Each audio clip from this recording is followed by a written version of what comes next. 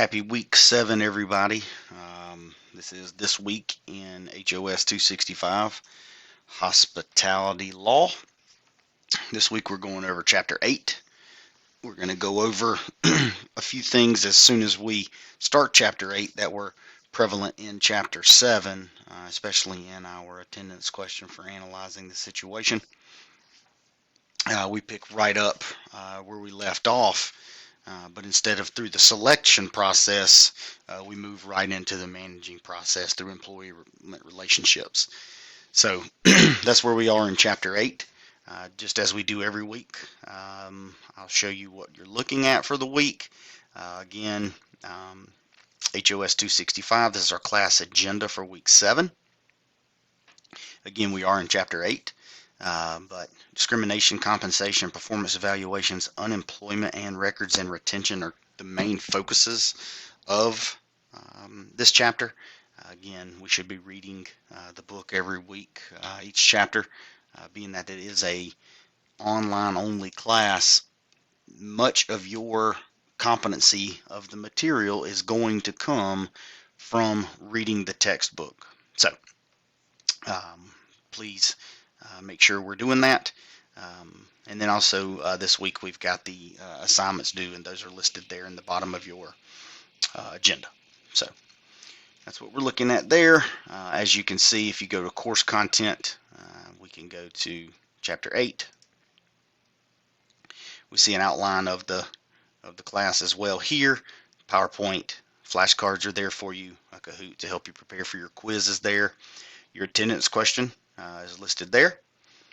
There's a link here for minimum wage laws by state because, again, we will talk a little bit about compensation in this chapter. And then there is a nice scenario here, as we have every week, for a day in the life of a hospitality manager. So all of that is there for you. If we go over to our discussion board, we see that our discussion board this week revolves around the Analyze the Situation 8.4 question on page 164. So that's there for you. All right, let's get into this week a little bit, and I'm going to take us right back to our home page. But as we do every week, I'll try to give you a recap and some information of the chapter and some points of emphasis that I want to lay out there, and hopefully I can provide throughout this a few experiences that I've had in my time, not just in hospitality, but managing different types of organizations. So again, kicking off, we talk about employment relationships, and really this chapter, like a lot of our chapters previously, gives us so many examples of things that we can use in business. So again, I think I've mentioned this before, but so many times we say, hey, I didn't write in this book, or I didn't, it's still in great shape, and it cost me $115, so I can sell it back for $80, and I can take that and do whatever. And that's up to you. But there are books like this one that will serve you or could serve you in the long term. But then also realize that, guess what? You can probably Google search a lot of this stuff and get some ideas as well. But seeing that you've had this book, you have read it, again, you have read this book, some of this may make more sense looking at it in this format than it would be pulling it up from a different source just through something like Google. But gives you opportunities there for the first part on offer letter. There also is some information in there about the employee manual, and that shouldn't be any shouldn't be something you've never seen before, as you should be working on your employee manual project for the class. Then we roll right into 8.2. That's that workplace discrimination and sexual harassment. So again, last week we talked about the selection process and if Miss Wong was discriminating against Miss Hidalgo, based on her race. And again, we can come to both sides of that. That's why I wanted you to say yes and no, and then state your reason, the reasons for each, but then also state your point. Because again, you can look at it both ways, or you should be looking at it both ways. I know I sent responses to, and again, this is not something that I send back to you and say, good work, thank you. I give you individualized feedback for each one of your responses, because while there probably, in most cases, there's not a right or wrong answer. Now, you may have just not done the question as it was written, but it doesn't mean that your question was your response, was necessarily right or wrong. Because again, you were in the situation as the manager. How do you feel about the situation? So again, we can look at it both ways, or again, we should be looking at it both ways. And again, I sent this to a couple of people, but I think we tend to, for lack of a better term, like side with the underdog, right? We always want to put ourselves in the situation to help someone. So if we feel like someone was discriminated against, we're going to go all in on that person. So a lot of us in this past assignment for last week were really hard on Miss Wong for, in her words, choosing the best candidate for the job between two equally qualified candidates. There were some people that didn't really tie it back into what's in the text, and that's the BFOQ. There are some that did. So again, there are opportunities there to where we need to look at it from both sides.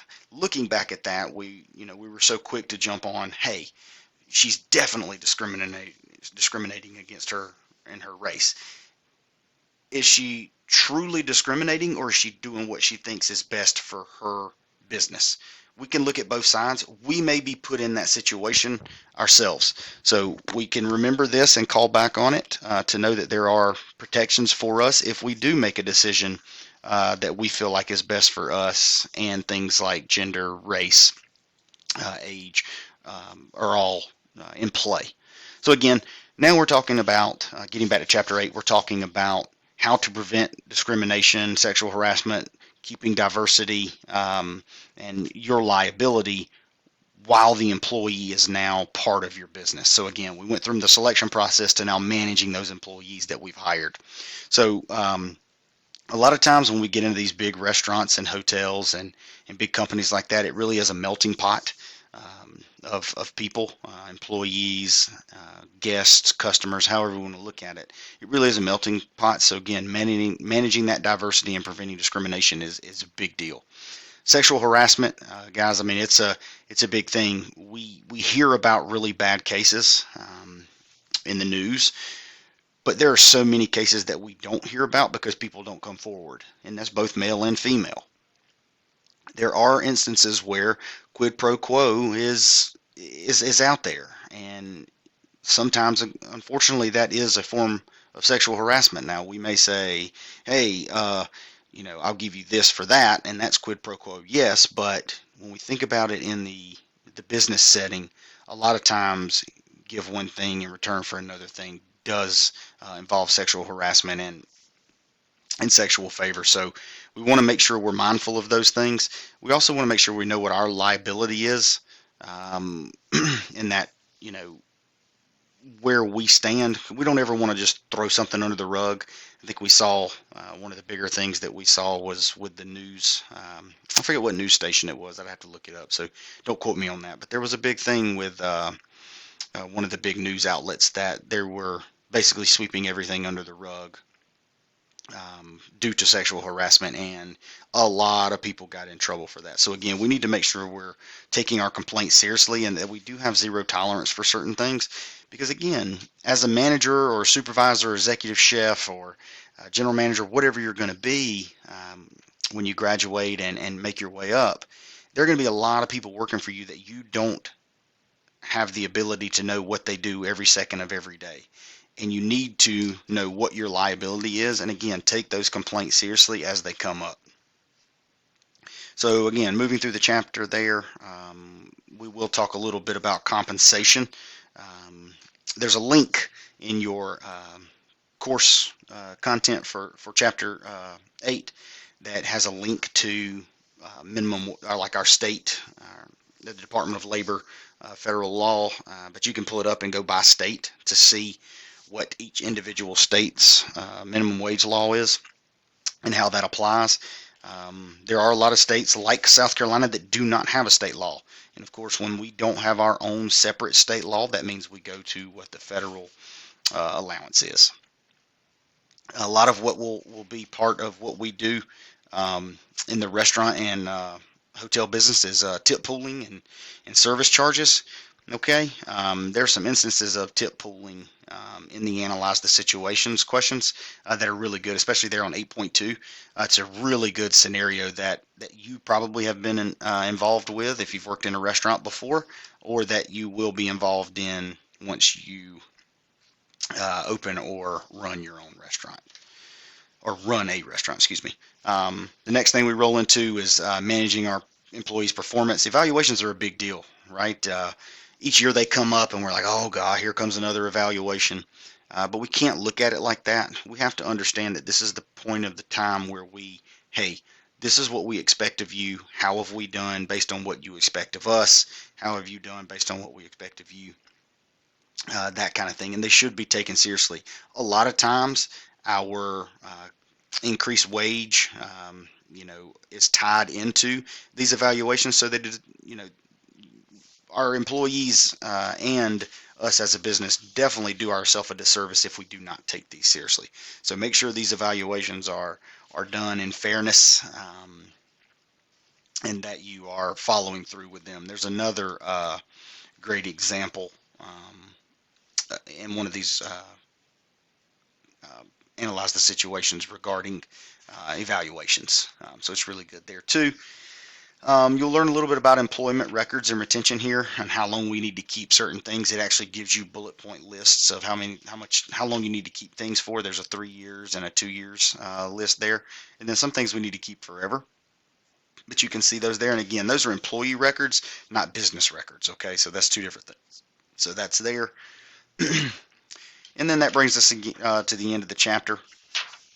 So again, just looking back through the chapter, a lot of very good information in here that we're going to need. And to me, this is one of those things where as we read through this, things just make sense, right? Because we always want to feel like we are doing the things that we say in here, or that our company that we work for is doing it in our best interest, but that's not always the case. Okay, so make sure that you're paying attention and being able to do that.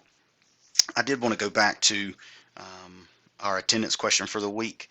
There are 4 questions that are listed there, and if I go to course content, I will see those. I did want to offer everybody the opportunity. These are based on where we stand halfway through the semester. I did want to give everyone the opportunity that if you would like the opportunity to earn some extra points toward your lowest completed grade.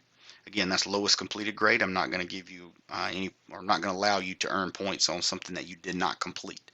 So if you want to earn some extra points on an assignment that you have completed, the lowest grade there, 5 points, you can come by my office at any time over the next week and go through these questions with me. Because again, I think it's important to know where you are. I think it's important to know what's helped you along the way. And I want to know how you are on this employee manual project, because I'm telling you, it will sneak up on you if you do not take advantage of the time that you have now.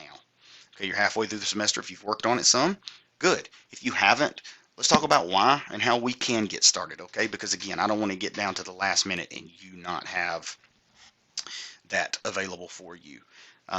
Just a few things again from the chapter here is we want to be clear on the minimum wage things, especially working in a restaurant. There are some tip credits that we can get for a restaurant. And again, our first inclination is we want to pay everybody as much as we can, but that's just not the case, right?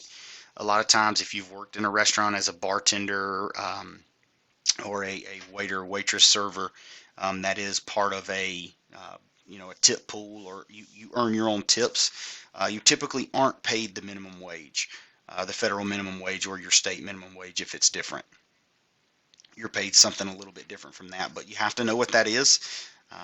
And just remember that while I might pay you $3 an hour, and that's just an example, that doesn't mean that you don't have to make minimum wage based on tips and hours. That's it for week 7 in chapter 8. If you have any questions, as always, I thoroughly suggest and encourage you to come by at your convenience just to say hello, if nothing else. Thank you for everything you do. Y'all have a great week.